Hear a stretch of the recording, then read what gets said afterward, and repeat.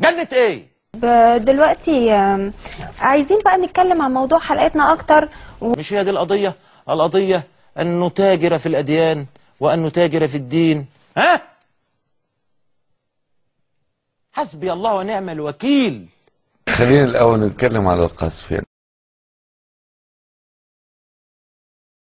قاعدين بنتفرج كده فنلاقي بقى ضيف داخل يقول هذه القنوات التي اهدت الشباب والتي تعلم الشباب طريق الجنة، هل يغلقون هذه القنوات؟ انها طريق للجنة، انها هي الجنة. جنة ايه؟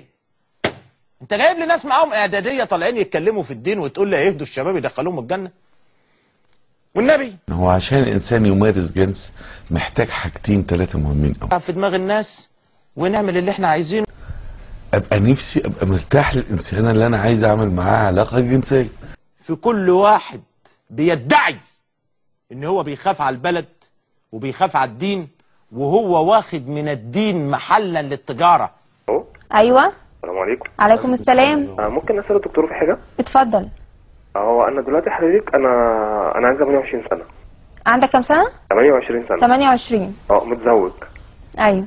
فدلوقتي حضرتك انا بلاعب مراتي والحياه حلوه، يعني حياتنا جميله. في كل واحد بيدعي ان هو بيخاف على البلد وبيخاف على الدين وهو واخد من الدين محلا للتجارة.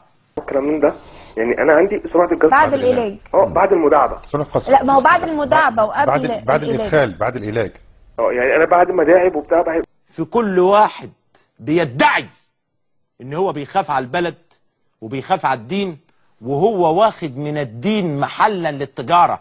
يعني بعد ما داعب بيقعدش فتره طويله. في كل واحد بيدعي ان هو بيخاف على البلد وبيخاف على الدين وهو واخد من الدين محلا للتجارة. ورجعنا لكم تاني بعد الفاصل ولسه مكملين معاكم، وجالنا اتصالين اثناء الفاصل. اتصال من طاهر من البحيره بيشكي انه عنده سرعه القذف وان امراته لا تستمتع الا بالمداعبه فقط وبيمارس العاده السريه. فاتح دكان اذاعه عايز فلوس، هو فاتحه ليه؟ هو فاتحه عشان يكسب. منى الو. اي فندم، مساء الخير يا فندم. مساء النور، اتفضلي. اهلا بحضرتك. انا برنامجكم تحفه جدا وبستفيد منه ومتابعاه على طول. اشكرك.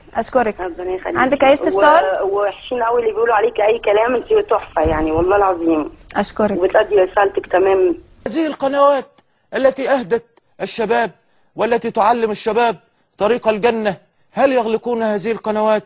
انها طريق للجنة، انها هي الجنة. جنة ايه؟ انت جايب لي ناس معاهم اعدادية طالعين يتكلموا في الدين وتقول لي يهدوا الشباب يدخلوهم الجنة؟ والنبي جنة ايه؟ متجوزه بقالي 8 سنين. 8 سنين. 8 سنين. ايوه. انا اصلا لبنانيه. ايوه. تمام. دلوقتي في سؤالين. دلوقتي انا كنت علاقه بواحده قبل الجواز. جنة ايه؟ كانت معوداني على حاجات غريبه يعني. عايزين مصر تبقى زي لبنان ولا ايه؟ يعني ايوه. كانها كراجل معايا. جنة ايه؟ اخدت الموضوع ده، اتعودت عليه. بعد ما اتجوزت كنت عاوزه جوزي نفس اللي هي بتعمله معايا هو يعمله معايا، وفعلا بقى يطوعني عشان انا كنت قايله له كل حاجه في الدنيا يعني. جنة ايه؟ مش هي دي القضية؟ القضية ان نتاجر في الاديان وان نتاجر في الدين. ها؟ حسبي الله ونعم الوكيل.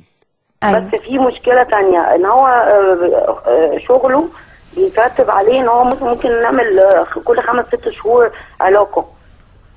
ان انا اقول اهلوس بقى في الكلام. ايوه.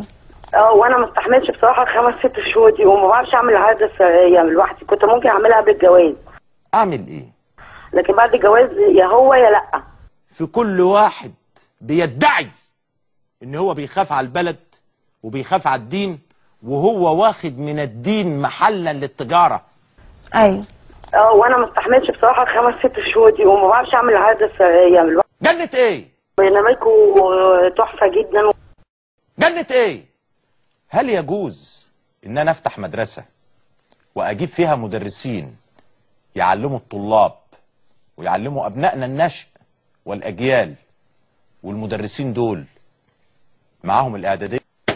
انت جايب لي ناس معاهم اعداديه طالعين يتكلموا في الدين وتقول لي اهدوا الشباب يدخلوهم الجنه؟ والنبي